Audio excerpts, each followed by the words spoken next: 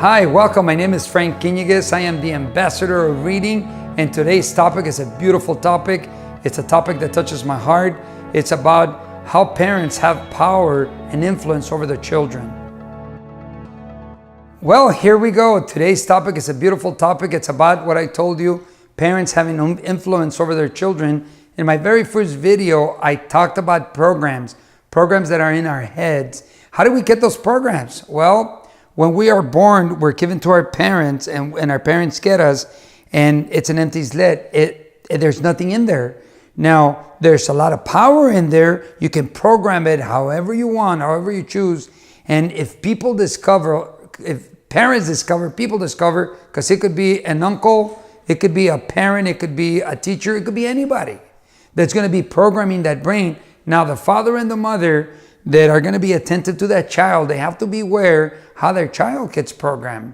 So when the child gets here, they're going to be programming that child either for success or for failure. It all goes according to what the parents think. Now, when they get them, if they're raising their child to, wow, you're very smart, you're very creative, you're talented, you're a go-getter, wow, that's going to be a child that's going to make things happen. If they program them like, wow, you're so lazy, you're going to grow up to be nothing, you're probably going to end up in wherever, then they're programming their children for failure. And it's a very fast thing to do. As soon as you get them, they say, I'm a teacher, so it doesn't give me the power that I know everything. I don't know everything. I do know that from 0 to 4, kids get 50% of what they're going to need as human beings to survive on this planet. 50%, that's a lot. And I used to think, wow, 50%, what do they get in there? Well, they learn how to walk, they learn how to coordinate, they learn how to talk, they learn gross motor skills and fine motor skills, they learn to socialize, and they're learning them from their parents. And when they're little children and they do their first walk, parents get all excited, they film it, they take pictures, they celebrate everything that the child does because it's their child. And as they get older, they start forgetting about their child. Go and watch TV for a little bit. I don't have any time. They don't have time to listen to them. They rather let the TV raise their children than them raise their children. So it's very important. I mean, imagine when they give you your baby, you're holding a doctor, you're holding an engineer, you're holding a teacher, you're holding a businessman, you're holding an artist, a boxer. You don't know what you're holding. And if you nurture this child, if you help this child and you program this child for success, you program them for love and forgiveness and understanding and getting along in communication, and you teach them the communication allows them to solve problems and to move forward in life, guess what? You're going to have a successful child. Now, if you don't give time for that, then don't expect anything.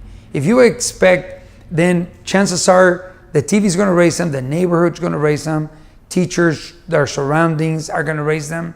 Then they're going to grow up, and later on, they're not going to have time for you. You're probably going to say, hey, let's talk for a little bit. They're probably going to come back with the same answer. I don't have any time. And what are you going to do? You taught them that way.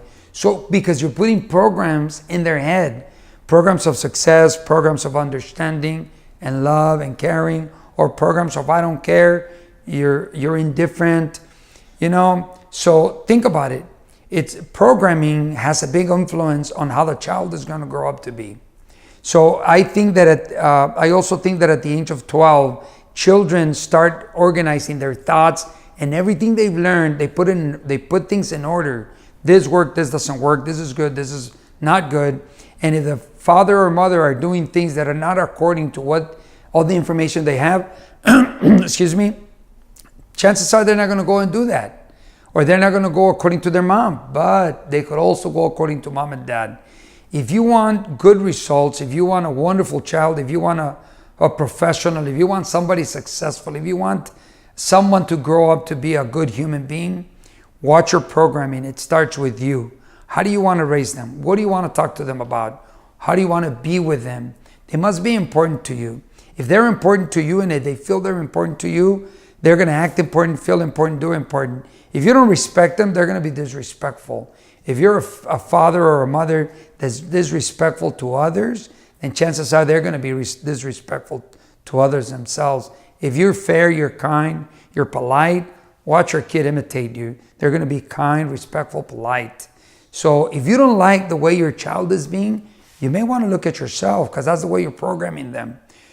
We parents, teachers, and all the immediate family, we have a big influence as to how that child is going to be raised. If you don't like somebody in your immediate circle, the way they talk, the way they act, the way they do, you may want to take your child and not let him hang around there. Why? Because they're going to pick up on programs. Programs are very important. You know, we program language in there. A child can be programmed to any language around the world. Imagine that, any language. So everything you do will influence your child. So make time for your child, hug your child, let them know that they're important. As teachers, we know that that's important. When we get children that come into the classroom happy, relaxed, ready to learn, we know they're being taken care of at home. When we get the child that's upset, angry, or tired, they're not going to function at their best. We know that they're not having a good time at home. It starts at the house. Don't point it to the teachers. Don't point it to the district. Don't point it to anybody. First, it starts with you. How are you programming your child to be? It makes a big difference how you program them. I wish you well.